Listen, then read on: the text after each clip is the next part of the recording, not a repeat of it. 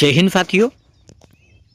जैसा कि आप स्क्रीन पर देख पा रहे हैं कि वर्तमान में ग्रीष्म अवकाश में नियुक्त किए जाएंगे 80,000 अतिथि शिक्षक।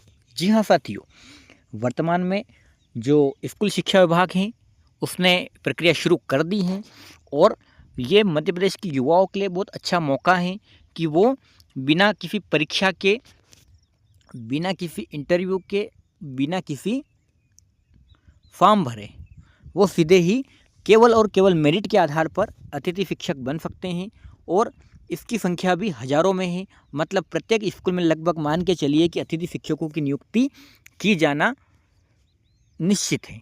तो ये एक मध्य प्रदेश के युवाओं के लिए एक बहुत अच्छा मौका है, बहुत अच्छा चांस है कि वो अतिथि शिक्षक के रूप में कार्य कर सकते हैं। उसके लिए DPI ने निर्देश जारी कर दिए हैं। उसके लिए आप हमारा वीडियो ऊपर आई लिंक में क्लिक करके देख सकते हैं और वीडियो का जो लिंक है मैं वो डिस्क्रिप्शन में डाल दूंगा, वहाँ जाकर भी आप उस वीडियो को देख सकते हैं, पूरी प्रक्रिया को जान सकते हैं। इसके बाद भी आपको यदि इससे संबंधित कोई समस्या आती है तो आप मुझे कमेंट बॉक्स में कमेंट करें, मैं आपकी समस्या का समाधान करने का पूरा प्रयास करूंगा। तो साथियों चलो शुरू करते हैं आज का वीडियो और देखते हैं कि क्या कुछ प्रक्रिया होने वाली है। जैसा कि आप हेडिंग देख सकते हैं पेपर की, ग्रीष्म अवकाश में नियुक्त किए जाएंगे 80,000 अतिथि शिक्षक।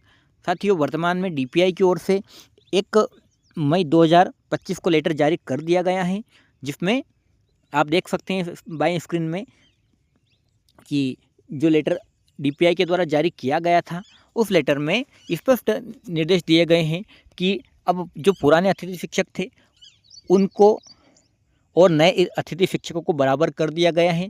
अब पुराने अतिथि शिक्षकों को भी सारी प्रोसेस दोबारा से करना है और नए अतिथि शिक्षकों को भी दोबारा से करना है। तो उसके लिए आपको सिंपल सा कुछ नहीं है, जो एजुकेशन पोर्टल 3 है उस पर जाना है और अपना वहाँ जाकर रजिस्ट्रेशन करना है, ID पासवर्ड लेना है, अपने डॉक्यूमेंट्स को अपलोड करना है और संकुल जो होते हैं वहाँ पे वेरीफाई करवा कर आपको मेरिट का इंतज़ार कर लेना है। देख लेते हैं क्या कुछ इस खबर में है। अपर संचालक लोक शिक्षण ने दिशा निर्देश जारी किए हैं। स्कूल शिक्षा विभाग में 30 अप्रैल को तकरीबन 80,000 अतिथि शिक्षकों की सेवाएं समाप्त करने के विरोध के बाद लोक शिक्षण संचालनालय ने नए सिरे से नियुक्ति की प्रक्रिया शुरू कर दी है। अब इतने ही शिक्षक ग्रीष्म अवकाश में नियुक्त किए जाएंगे। इसके लिए अपर संचालक लोक शिक्षण कामना आचार्य ने दिशा निर्देश जारी कर दिए हैं। इसके तहत सरकारी स्कूलों में रिक्त पदों के विरुद्ध अतिथि शिक्षकों की नियुक्ति के लिए रजिस्ट्रेशन और पहले से रजिस्टर्ड अतिथि शिक्षकों की जानकारी की अपडेट किया जाएगा। तो साथियों जो पुराने अतिथि शिक्षक है उनको भी जानकारी अपडेट करना है और नए जो अतिथि शिक्षक बनना चाहते हैं उनको भी ये जानकारी अपडेट करना है। मतलब अब दोनों में कोई फ़र्क नहीं रहेगा, कॉमन मेरिट बनेगी। कॉमन मेरिट के आधार पर ही आपके परसेंटेज के आधार पर आपको नियुक्त किया जाएगा। आगे देख लेते हैं हम और क्या है। अतिथि शिक्षक भर्ती में नवीन उम्मीदवारों के लिए एजुकेशन पोर्टल 3.0 पर रजिस्ट्रेशन होगा। नवीन उम्मीदवार पोर्टल पर अपना रजिस्ट्रेशन कर अपनी शैक्षणिक और व्यावसायिक योग्यता के दस्तावेज अपलोड कर अपनी प्रोफाइल को लॉक करेंगे और सत्यापन कराएंगे। पहले से रजिस्टर्ड अतिथि शिक्षक अपनी जानकारी में संशोधन करने के लिए संबंधित दस्तावेज अपलोड कर अपनी प्रोफाइल को लॉक करने के बाद सत्यापन कराना होगा। पहले से रजिस्टर्ड अतिथि शिक्षक यदि अपनी जानकारी में कोई अपडेशन नहीं करना चाहते हैं तब भी आपको शैक्षणिक और व्यावसायिक योग्यता के डॉक्यूमेंट्स फिर से अपलोड करना होंगे और प्रोफाइल को लॉक कराकर सत्यापन कराएंगे। अब ये जो साथियों प्रक्रिया है ये 12 मई तक चलेगी, क्योंकि 1 मई को आदेश जारी कर दिया गया था और 2 मई से ये कार्य शुरू हो गया है। हालांकि पोर्टल में कुछ त्रुटियां हैं, पोर्टल सही से वर्क नहीं कर रहा है, लेकिन जो रजिस्ट्रेशन का काम है वो शुरू हो चुका है। नए अतिथि शिक्षक रजिस्ट्रेशन कर सकते हैं। पुराने वालों के लिए उसमें अभी अपडेट का ऑप्शन नहीं आया है, लेकिन उनको ID और पासवर्ड जनरेट होना शुरू हो चुके हैं। तो इसके लिए 12 मई से अतिथि शिक्षकों के लिए आवेदन या रजिस्ट्रेशन होंगे। आप देख सकते हैं अतिथि शिक्षकों के रजिस्ट्रेशन की प्रक्रिया शुरू हो गई है, जो 12 मई तक चलेगी। 13 मई तक संकुल प्राचार्य द्वारा सत्यापन किया जाएगा।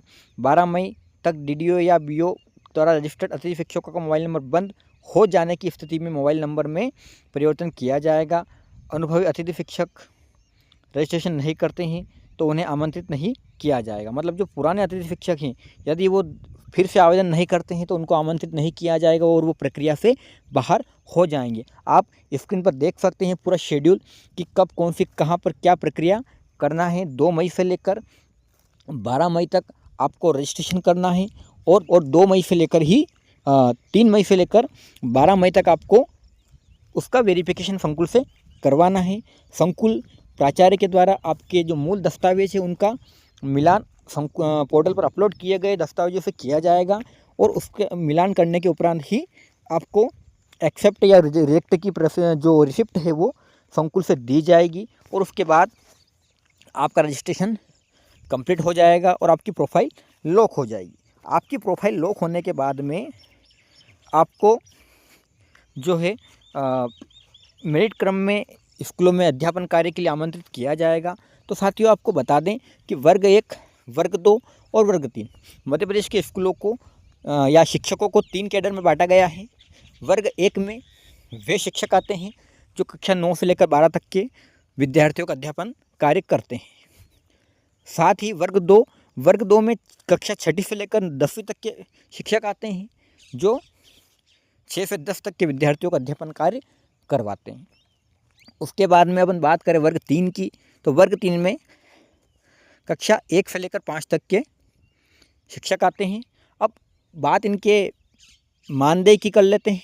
साथ ही इनको वेतन नहीं मिलता है, इनको केवल और केवल मानदेय दिया जाता है।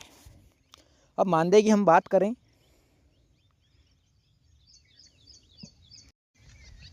यहाँ पर वर्ग 3 को 10,000 रुपये, वर्ग 2 को 14,000 रुपये और वर्ग 1 को 18,000 रुपये मानदेय वर्तमान में दिया जा रहा है।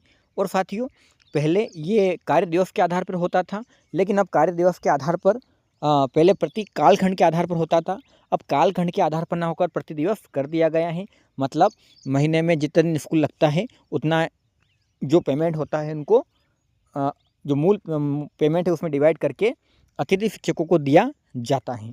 तो साथियों यदि आप भी अतिथि शिक्षक बनना चाहते हैं या पुराने अतिथि शिक्षक हैं तो अपनी जानकारी को अपडेट करवाएं। अपडेट करवाने के बाद में कोई किसी भी संकुल पर अपना जो नज़दीकी संकुल होता है वहाँ जाकर इसको अपडेट करवा लें। गलत अपलोड ना करें, क्योंकि गलत डॉक्यूमेंट यदि आप अपलोड करते हैं तो उसका सीधा नुकसान आपकी प्रोफाइल पर होगा।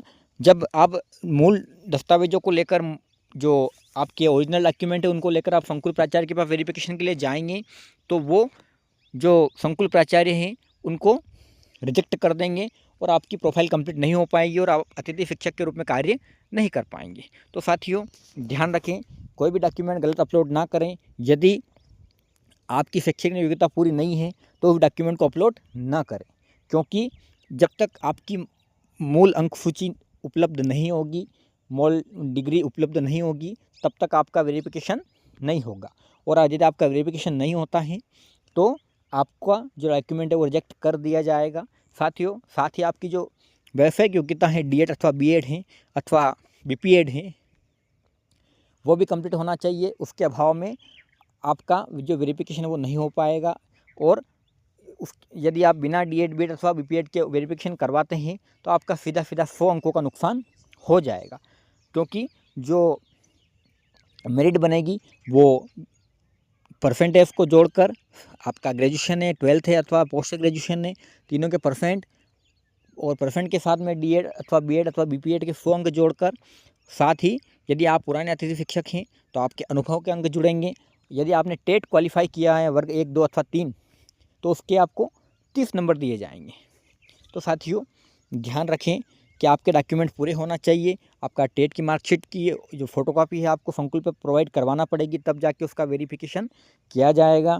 साथ ही साथ इस बात का ध्यान रखें कि आप कोई भी गलत डॉक्यूमेंट अपलोड ना करें, क्योंकि जब तक आप वहाँ पर हार्ड कॉपी संकुल पर जमा नहीं करवाएंगे, उनको नहीं बताएंगे ओरिजिनल दस्तावेज, तब तक आपका जो रजिस्ट्रेशन है वो कंप्लीट नहीं हो पाएगा और आपकी जो प्रोफाइल है वो लॉक नहीं होगी। और यदि साथियों आपकी प्रोफाइल अगर लॉक नहीं होती है तो उसका सीधा नुकसान होगा आपका जो स्कोर कार्ड बनता है। स्कोर कार्ड में सभी दस्तावेज का जो परसेंटेज होता है वो होता है, उसको जोड़कर बनाया जाता है और उसके आधार पर ही आपको स्कूलों में वरीयता क्रम में मेरिट के आधार पर चयन करके स्कूलों में बुलाया जाता है। तो साथियों ध्यान रखें कि कोई भी गलत जानकारी संकुल पर ना दें, अपलोड ना करें, ताकि आपका जो स्कोर कार्ड है वो न बन पाए।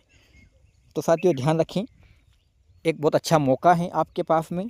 आप अतिथि शिक्षक के रूप में कार्य यदि करना चाहते हैं तो जल्दी से रजिस्ट्रेशन करवाएं। रजिस्ट्रेशन करवाने के बाद में आपकी जानकारी को अपडेट करें, और जानकारी को अपडेट करने के बाद में सीधा संकुल पर जाकर, कोई सा भी नज़दीकी संकुल, वहाँ जाकर आप वेरिफिकेशन करा सकते हैं।